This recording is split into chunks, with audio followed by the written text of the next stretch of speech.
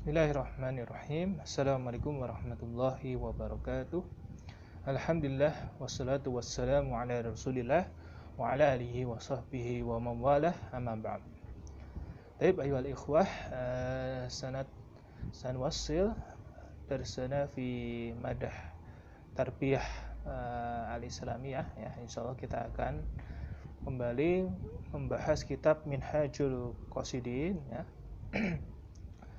Dan kita telah mungkin selesaikan bab tentang al-ilmu ya, tentang ilmu.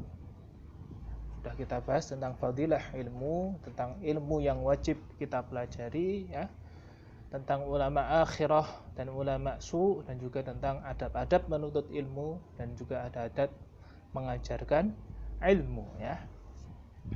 Dan insyaallah kita akan bahas pada kesempatan kali ini ya. Mulai kita akan bahas tentang at-thaharah ya, tentang bersuci, wa asraruha, dan rahasia-rahasianya salat, dan juga hal-hal yang berkaitan dengannya ya. Ini mungkin Ustaz sampaikan di sini bahasa Indonesia mungkin biar lebih jelas ya, dan juga diperhatikan ya. Ya, jadi memang Ibnu Qudamah rahimahullah ya mengawali itu ya kitabnya itu dengan ilmu ya, tentang kitab al-ilmu ya, tentang berilmu ya, karena memang al-ilmu qabla al-qauli wal amal ya, kata para ulama bahwa berilmu ya itu didahulukan daripada al-qaul, daripada perkataan, maksudnya dakwah ya, wal amal, dan juga amal ibadah ya. Jadi kita sebagai kaum muslimin ya, sebagai umat yang berilmu dan juga beramal ya, beda dengan kaum Nasrani yang dia rajin beramal tapi tanpa ilmu, kaum Yahudi yang dia punya ilmu tapi tidak bisa mengamalkannya ya.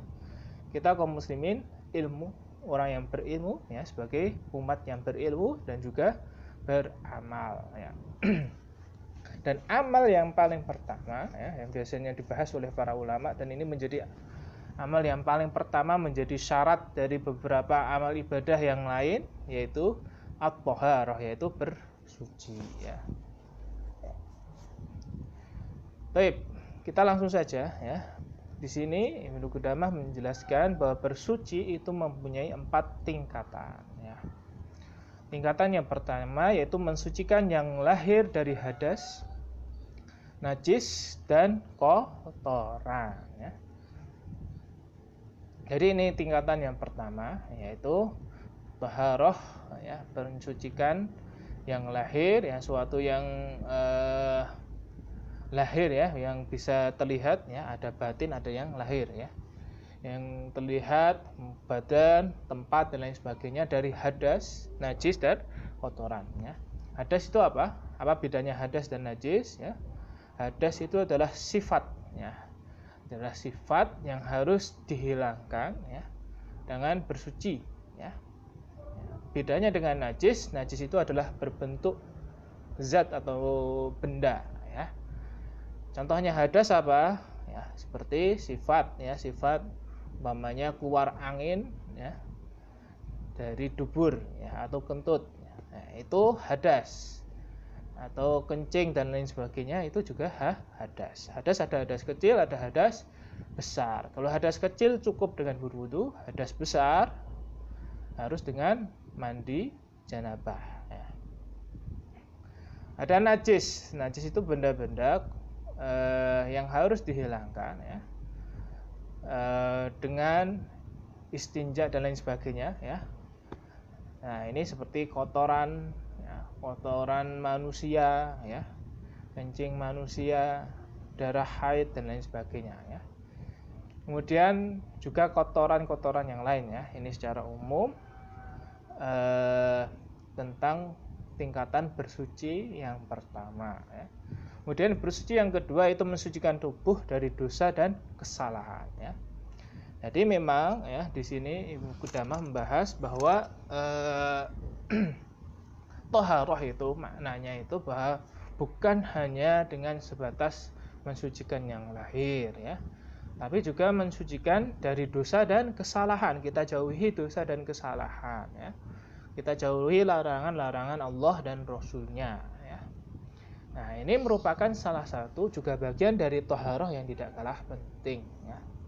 Yang ketiga, ya, mensucikan hati dari akhlak-akhlak tercela dan kehinaan yang dibenci, ya. Selanjutnya juga kita harus bersihkan hati kita dari akhlak tercela. Selain kita jauhi segala dosa dan kesalahan, kita jauhi dari akhlak tercela, ya. Berbohong, ya. Bangkang terhadap orang tua, ya, tidak sopan kepada yang lebih tua, ya. Ya, tidak mengasihi yang lebih muda, ya. Dan lain sebagainya, ya. Akhlak-akhlak yang tercela ini juga harus kita bersihkan, ya. Kemudian yang keempat, ini yang tingkatan yang paling tinggi, yaitu mensucikan apa yang tersembunyi dari hal-hal selain Allah, yang sekaligus merupakan tujuan yang terakhir, ya. Jadi mensucikan diri, ya, dari hal-hal yang selain Allah, ya. Maksudnya itu orang lain itu tidak ketahui, ya, manusia yang lain tidak ketahui, ya, tapi Allah tahu, ya. Ketika kita sendirian, ya, nah, itu kita bisa nggak menjaga aturan-aturan Allah, syariat Allah, ya, menjaga ajaran agama, ya. Ya. Kalau orang tua kita tidak tahu, ya, guru kita tidak tahu, teman-teman kita tidak ada di situ, ya, masih nggak kita menjaga syariat Allah, ya. Nah, ini tingkatan yang paling tinggi dari thaharah, ya.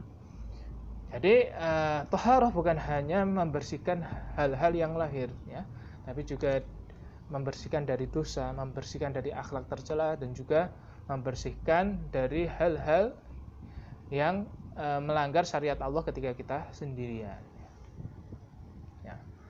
Maka di sini Ibnu Qudamah melanjutkan, siapa yang bagus dan kuat pandangannya, tentu dia bisa meraih apa yang dicarinya. Dan siapa yang pandangannya buta, tentu dia tidak bisa memahami tingkatan bersuci ini kecuali tingkatan yang pertama, ya. Jadi memang harus kita lebih luaskan pandangan kita bahwa maksud dari thaharah, syariat thaharah itu, ya, kita bukan hanya membersihkan secara lahiriah, ya, itu baru tingkatan pertama, ya. Tapi itu membantu, ya. Jadi thaharah seperti wudu, ya, mandi janabah, dan lain sebagainya, mensucikan dari najis, ya, dan hadas, itu merupakan salah satu hal, ya, secara filosofis mengajarkan kita untuk membersihkan diri kita lahir dan batin, ya. So kalau lahir juga dibersihkan, batin juga akan terbantu, ya. Juga sebaliknya, batin juga harus dibersihkan supaya lahirnya juga terbantu untuk bersih, ya. Maka sehingga engkau melihatnya hanya menghabiskan waktu untuk melakukan istinja dan mencuci pakaian yang dilakukan secara berlebihan, ya. Terkadang orang itu, ya, ini maksud dari Qudamah, bahwa kadang orang itu lebih mementingkan hal yang lahir, ya, dia bersuci, istinja dan mencuci pakaian dan secara berlebihan dan dia menghiraukan membersihkan batinnya dari hal-hal yang tercela, ya. Ya, dia kadang sampai berlebih-lebihan terhadap hal yang lahir, ya, mencuci pakaian, ya, sampai harus lama, harus airnya yang banyak, sabunnya yang banyak, ya. Wudu, ya, wudu pakai air yang banyak, ya, mandi pakai air yang banyak, ya, sabunnya yang banyak, ya. Nah, itu kadang orang itu berlebih-lebihan, ya. Ya, itu merupakan salah satu, ya, ini kata Ibnu Qudamah, yaitu salah satu was-was, ya. Hatinya dirasuki was-was karena ilmunya minim dan mengira bahwa bersuci yang dituntun adalah sebatas pada tingkatan pertama yang tadi. Ya, dia tidak tahu kebiasaan orang terdahulu, ya, bahwa mereka itu lebih memperhatikan bagaimana membersihkan hati, ya. Dan kadang itu hal-hal yang tampak yang remeh itu mereka hiraukan ya. Seperti Umar bin Khattab, dia pernah wudhu dari guci yang biasanya digunakan di kalangan orang Nasrani ya. Beberapa sahabat juga hampir tidak sempat mengusap dengan minyak wangi ya. Dan biasa sholat di atas tanah berjalan tanpa alas kaki ya. Kemudian juga istijmar ya, dia ketika buang air besar ya, membersihkannya dengan batu secuknya dan tidak ada air, bahkan tanpa air dengan batu itu sudah sah ya istijmarnya ya. Jadi para sahabat orang-orang terdahulu itu mereka bersuci itu ala kadarnya saja secara lahir ya, secara lahir mereka ala kadarnya saja ya. Dan memang kita salah satu sunnah ya juga kita untuk menghemat ya, menghemat terutama air ya, menghemat benda-benda atau zat yang kita gunakan untuk bersuci ya. Ya, seperti wudhu itu kan ada contohnya hadis dari Utsman bin Affan ya. Beliau itu wudhu dengan satu bejana saja. Rasulullah SAW itu wudhu dengan satu bejana yang kecil itu sudah cukup ya. Satu, kalau kita ya satu ciduk itu satu gayung itu ya, itu cukup sebenarnya untuk berwudhu ya, tidak perlu berlebih-lebihan ya. Ya kalau ada keran jangan sampai kita polkan itu sampai kita fullkan untuk mengeluarkan kerannya ya, itu salah satu berlebih-lebihan dan menyalahi sunnah ya, sunnahnya Rasulullah dan juga sunnah para sahabatnya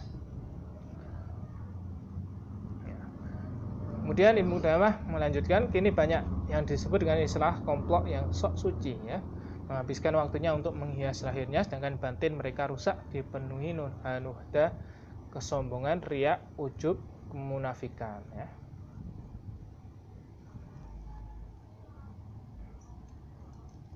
Ya, kita lanjutkan sedikit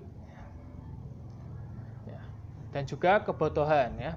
Jika mereka melihat orang lain yang melakukan istijmar dengan kerikil, berjalan tanpa alas kaki ya, wudhu dari teko milik orang tua renta ya, tanpa mereka akan mengingkarinya dengan pengingkaran ya, tentu mereka akan mengingkarinya dengan pengingkaran yang keras dan menjulukinya sebagai orang yang jorok dan tidak mau makan bersamanya ya.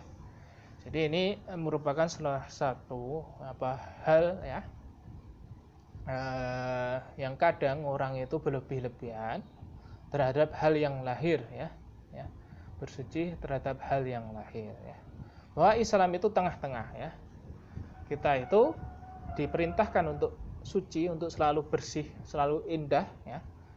Tapi juga tidak boleh untuk berlebih-lebihan ya. Dan juga menganggap orang lain yang umpamanya ya, yang dia itu mungkin berjalan tanpa alas kaki ya, dan dia itu mungkin wudu dari air yang sedikit, atau mungkin mandinya ya sehari sekali ya. Nah itu tidak boleh kita juga meremehkan hal tersebut ya. Jadi kita harus tengah-tengah ya dalam bersikap ya, dan juga dalam beramal ini, termasuk dalam hal thaharah itu. Baik ya, ini untuk pembukaan bab thaharah ya. Insyaallah kita akan lanjutkan di pertemuan mendatang ya. Hadanallahu wa iyyakum. Assalamualaikum warahmatullahi wabarakatuh.